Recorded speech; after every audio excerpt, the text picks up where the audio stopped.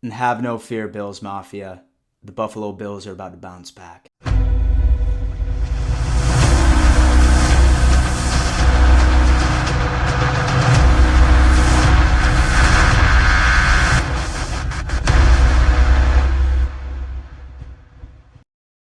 Yo ho ho da Mafia. 'Tis I, Dan Mitchell, back from the depression den. As many of you can relate, I have been in a depressed stupor for the past couple of days, reflecting on what the went down on week 1, with such high expectations for our team, only to ultimately end up the bed. However, I do sincerely believe that we have a very good chance of bouncing back against the Miami Dolphins in Miami at 1 p.m. on Sunday. As always, during my preview videos, I am going to dissect how I feel like the Buffalo Bills defense is going to perform against the Miami Dolphins offense, and how the Buffalo Bills offense is going to perform against the Miami Dolphins defense, and overall just give you an ultimate game prediction of what is going to happen. But right before we dive into it, here's a word from our sponsor. Well, ladies and gentlemen, I just wanted to hop in real fast and let all of you know that you don't know about football. Your knowledge of the game is embarrassing. What's wrong? And did I just bruise your ego? Did I damage your self-confidence? I'm a good guy, so I'm giving you an opportunity to prove me wrong. And what you're gonna do is you are going to bet against me on Vigit. Dan, what the hell is Vigit? Well, let me tell you what, ladies and gentlemen. This is an application that allows you to put in your sports takes, your sports bets, without having to risk your mortgage payment whatsoever. The second that you log into Vigit, you are going to have the opportunity of winning coins.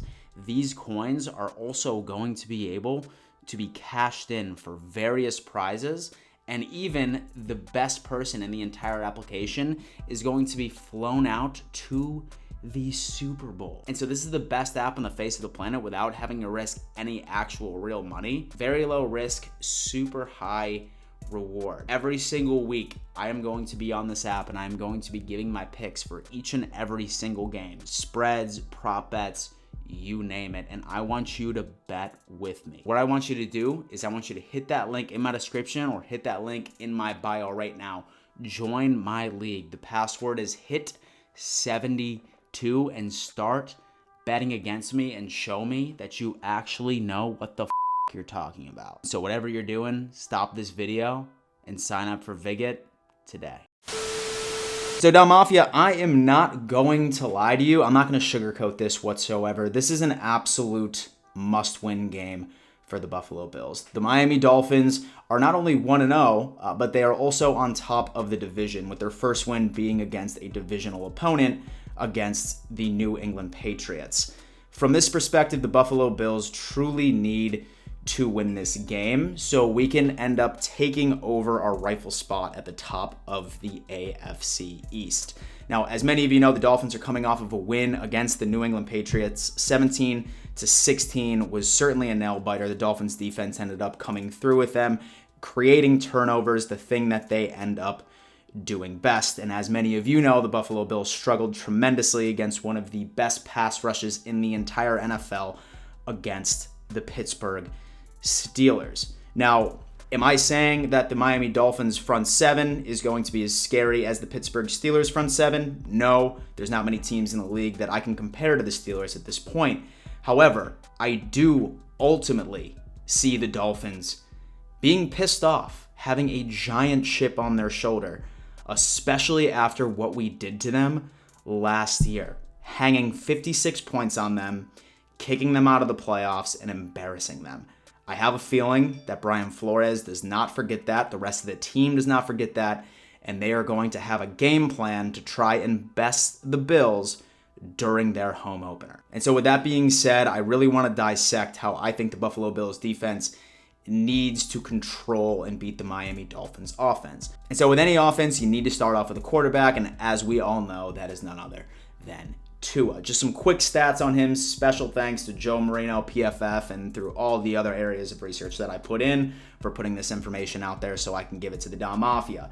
With Tua, he is 7-3 as a starter for this team, a 63.7% completion rate on all of his passes, 2,016 yards, which is about an average 201 yards per game, 12 touchdowns, 6 interceptions, 5.5 yards per attempt on average, and an 86.4 passer rating when it comes down to it. Now, when I was doing research on Tua, there was a couple of things that I really, really liked that I think the Buffalo Bills defense is going to be able to take advantage of.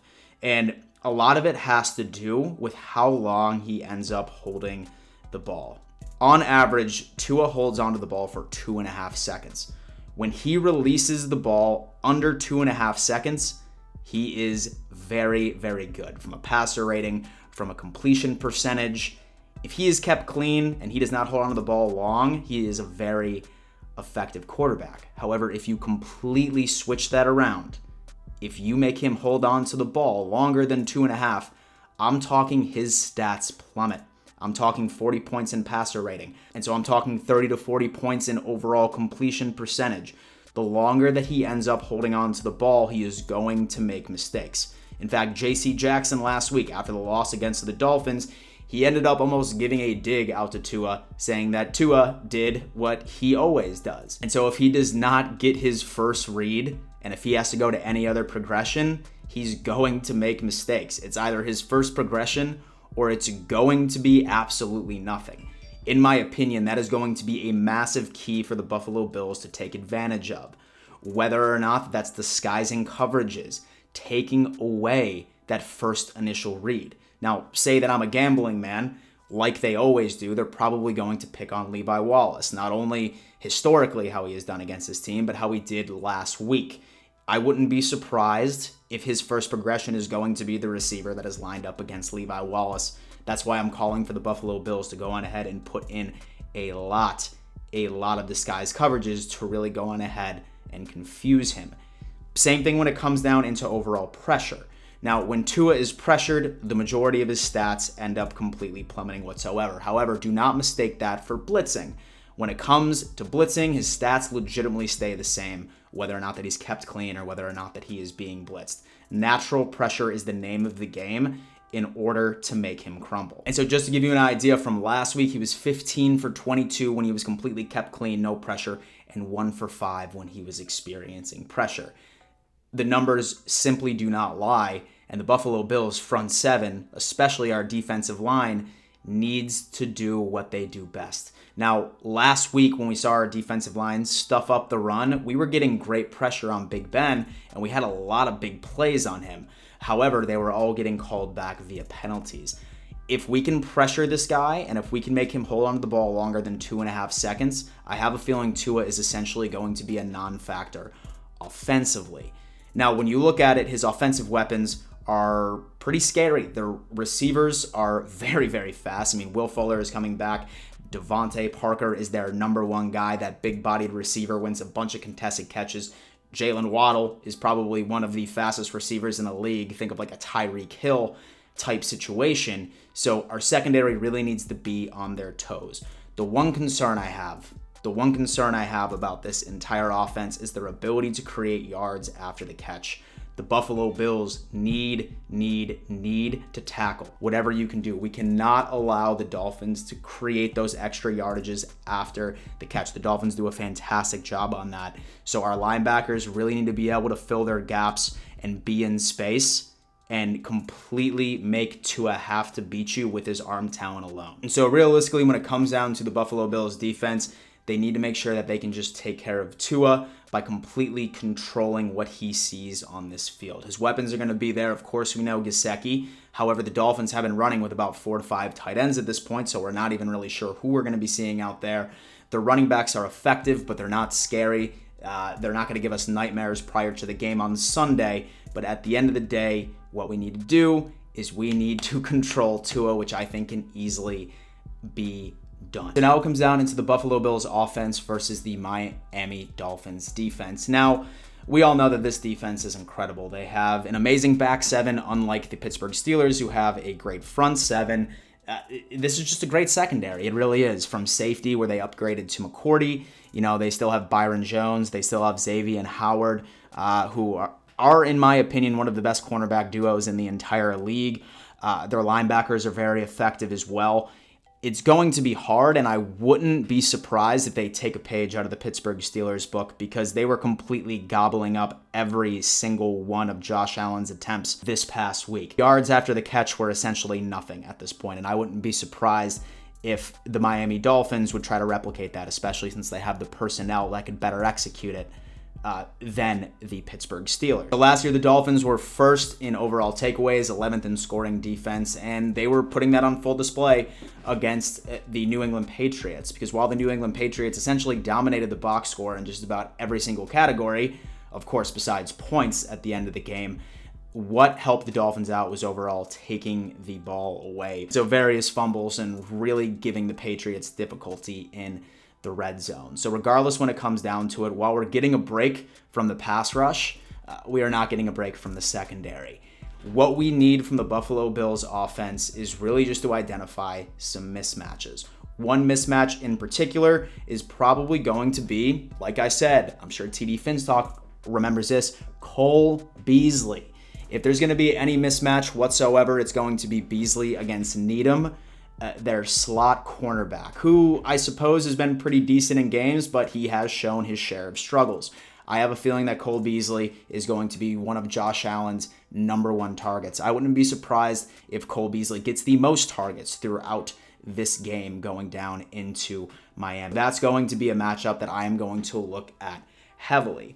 The Miami Dolphins, historically, they like to run man coverage, especially against the Buffalo Bills. That's why we see Josh Allen being able to bust off 15 to 20-yard runs almost every single time that he plays Miami. It's mostly because I think Miami just trusts their secondary a little too much, and that gives Josh Allen time to extend plays and get his receivers time to get open. When it comes down into this defense, what I need is for our offensive line to not fucking make penalties and give Josh Allen time to be Josh Allen. There's no doubt in my mind that his confidence was shocked a little bit going up against that pass rush with TJ Watt and company this past week. Our offensive line was a huge factor into why that was not effective, and we need these guys to show up. I'm talking no penalties. I'm looking at you, Deion Dawkins. I'm talking clean blocking and give Josh Allen time to go through his progressions. That is going to be the number one key. I can sit here and I can tell you all day of Josh Allen's stats in the past against the Miami Dolphins. And I mean, obviously, they give just about anybody a giant boner. But at the end of the day, this is a new football season. This is going into it. And Josh Allen needs to be Josh Allen, and it all starts with the trenches. Once you're able to do that, as much as I would love to see some absolute bombs downfield, 60, 70-yard passes for 6, I believe it's going to be very important for our offense to stay on the field as long as damn possible, because we're going to be in South Florida, in Miami. I haven't looked at the weather report yet, but I wouldn't be surprised if it feels about 97 degrees during peak at 1 p.m. during that game by itself. It is absolutely imperative that the Buffalo Bills defense stays on the sidelines, gets rested, stays hydrated, and is fresh every single time that they go onto that field. It does help that I would say about 90% of our roster is from South Florida, so it's not like this is going to be something that they're not used to, okay? However, I still feel like that is very, very, very important for the Buffalo Bills to help out their defense. This is going to be a defensive game, ladies and gentlemen. You're hearing it right now. Dom Mafia, thank you so much for tuning in. It's yet another edition of the Dom Mafia Report. Before I let you go, you better always remember, let's go Buffalo.